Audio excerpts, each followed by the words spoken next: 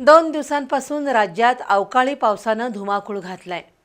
पुणे, नाशिक, धुळे, जळगावसह मराठवाडा आणि विदर्भातील काही भागात वादळी वाऱ्यांसह गारांचा पाऊस पडला। या पावसामुळे जनजीवन विस्कळीत झालं असून शेतमालाचं मोठं नुकसान झालंय।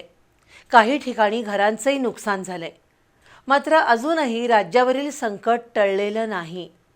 पुढील 5 दिवस राज्याच्या विविध भागात पाऊस पडण्याची शक्यता आहे। पुढील 24 तासासाठी कोल्हापूरसह राज्यातील 18 जिल्ह्यांना येलो तर 13 जिल्ह्यांना ऑरेंज अलर्ट देण्यात आला आहे। पुणे हवामान विभागाच्या अंदाजानुसार पुण्यासह राज्यात पुढचे 5 दिवस पावसाची शक्यता आहे। राज्यातील 30हून अधिक जिल्ह्यांमध्ये वादळी वाऱ्यासह मुसळधार अवकाळी पावसाचा इशारा दिलाय।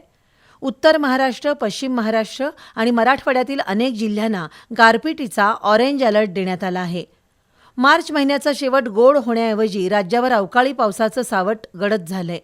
नाशिक, जळगाव आणि अहिल्यानगर जिल्ह्यांसाठी ऑरेंज अलर्ट, धुळे आणि नंदुरबारमध्ये येलो अलर्ट, पुणे, सातारा, सांगली आणि सोलापूर या जिल्ह्यांना ऑरेंज अलर्ट तर कोल्हापूर जिल्ह्याला येलो अलर्ट देण्यात आलाय। मुंबई आणि पालघरमध्ये हलक्या पावसाची शक्यता असली तरी ठाणे, रायगड, रत्नागिरी आणि सिंधुदुर्ग या पट्ट्याला येलो अलर्ट देण्यात आला आहे।